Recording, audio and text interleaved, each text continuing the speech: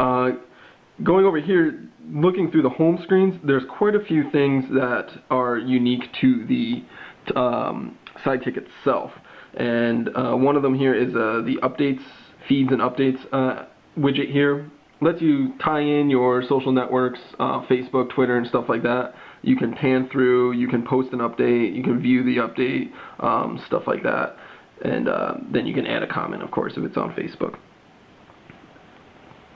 A lot of social networking integration that we're seeing there.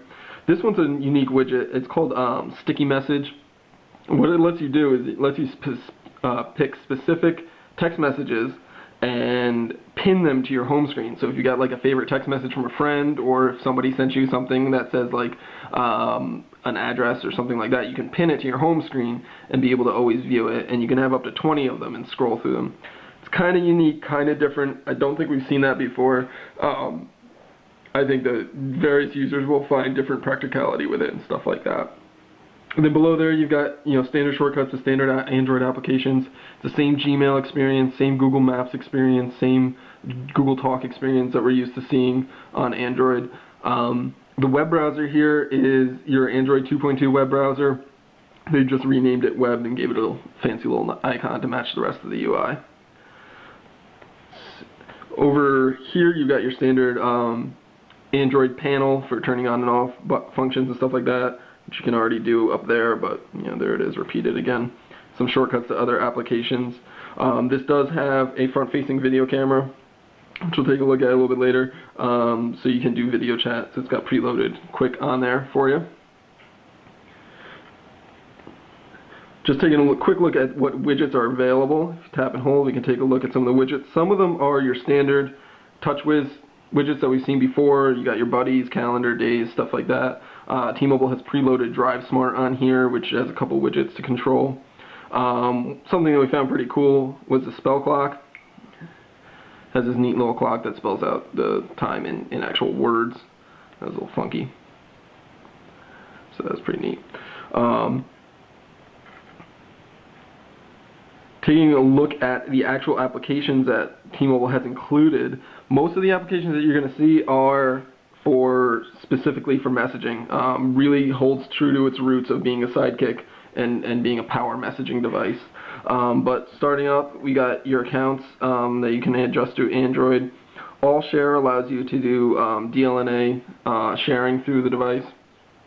App Pack is T-Mobile's application manager. You can browse applications in there, and you can see what T-Mobile suggests and highlights and stuff like that. Calculator, calendar, camera, standard stuff. Cloud texting is a new one. So if you set this up, you can actually text from your computer, and it will go as if it's from your phone. So it's kind of cool. New function. That's Sidekick only.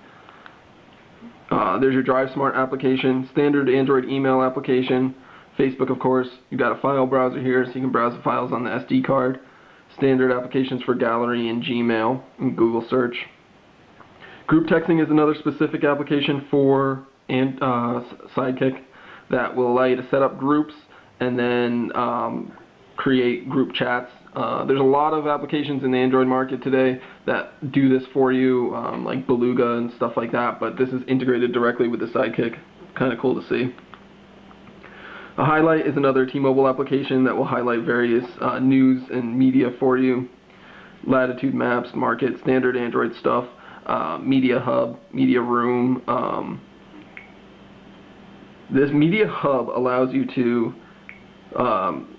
purchase movies and television shows to watch on your device, which is kind of cool. Taking a little while to load up though, so we'll back out of that for now. Let's get back to where we were. Media Room would be to take a look at any of the videos and photos that you've stored or taken with the phone. Messaging, which we'll take a look at in a minute. Mini Diary is kind of unique. It is a mini blog, I guess you could say, that you can keep directly on the phone. So you can select your template, allows you to add photos, you can add your location, it's got the current weather, stuff like that, so you can create a running diary or journal right there on your phone. T-Mobile device applications here for my account, my device. Standard Google Maps navigation's included, of course. More T-Mobile applications. You got T-Mobile TV, T-Mobile Mall.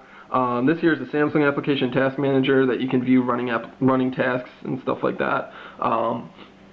Allows you to see what's taken up services usage on, or resources on your phone, excuse me.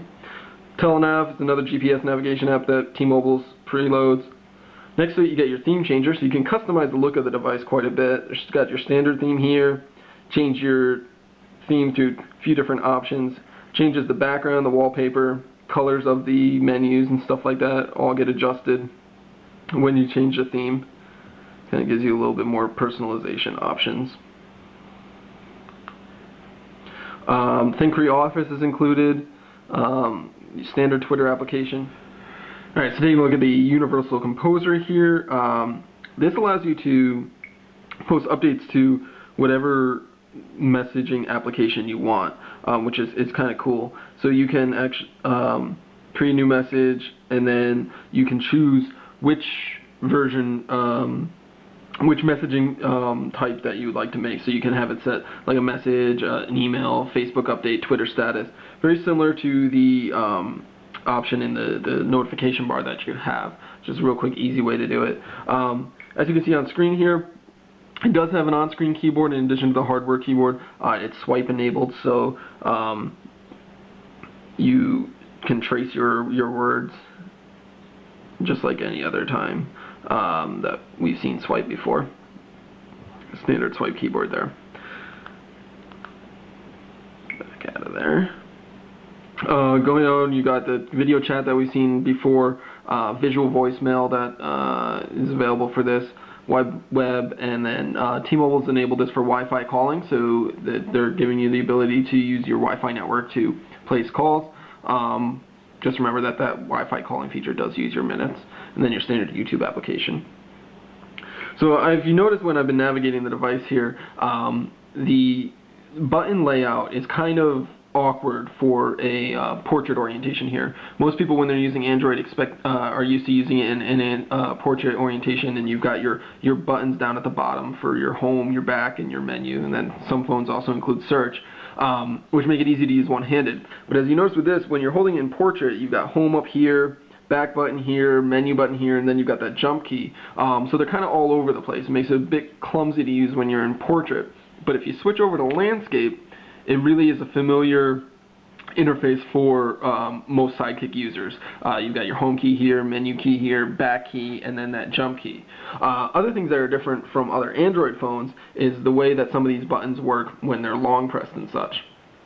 Let's just unlock this guy. If you hold the home key down, what you normally see with Android is that you get your recent applications, but on the Sidekick it's not the case. Holding the home key down will just bring down your notification bar. The other buttons here, the menu button pops open your menu as standard, back button is kind of standard as well. No real funkiness with those, just the placement of them is awkward when you're using it in portrait. Then you've also got the optical pad here that you can swipe back and forth through your home screens and select things and stuff like that.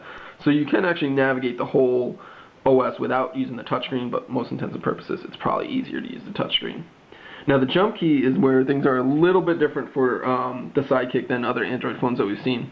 Pressing it once will bring up your recent applications that you can then scroll through. You got this kind of angled text that we're seeing throughout the OS, and then jump right into them, as opposed to having to hold the home key down, which is kind of cool.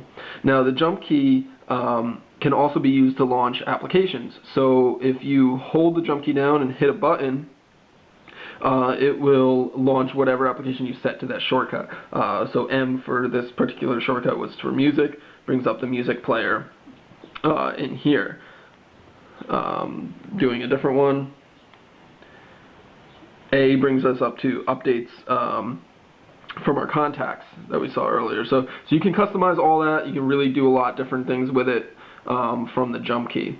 Now, other things that you can customize a bit is the lock screen, and the lock screen is quite a bit different than what we're used to seeing with Android. Waking it up, you can go two ways with the lock screen. You can go down, which unlocks the screen as normal, as expected, or If you scroll up, you can set it to launch an application. So right now we've set it to launch the Facebook application, but you can set it to whatever thing that you want. Any type of standard Android shortcuts. You can have it go to a contact, you can have it go to a setting menu, you have it go to an application right there from the lock screen. You can only have one application at a time though, so it better be an important application for you.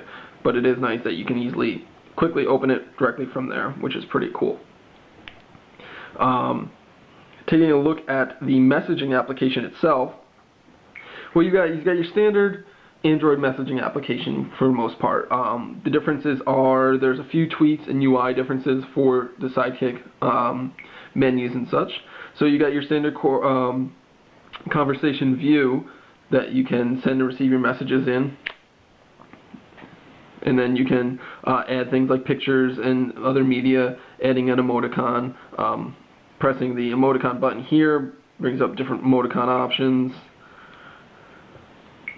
that your recipient will just see as the text unless they're using another Sidekick. But what you can see with the messages here is you got this little push pin here. If you touch that, oh, let's go back here, try again. Or not. Let's try this one. Nope. Okay, so if we put the push pin down, what it does is it marks it as a sticky. Then if we go back to our home screen, where we saw the sticky messages widget earlier, there's the message right there, and you can have up to 20 of them that you can save directly there, and then you can remove it right from the widget as well. It's kind of a unique, funky thing there. So you can see the UI and the applications for the phone here have really been tailored around messaging. Everything is based and centered around messaging, from your standard messaging application to the group texting application to the ability to post a message right from the notification bar, which is pretty cool, and things like that. So it's really holding true to its Sidekick roots as far as messaging goes. And then you've got the great keyboard here for quickly and easily composing your messages with your shortcuts and stuff. And we imagine that most users are probably going to use it in this orientation, even though we're used to using Android this way, in a one-handed method.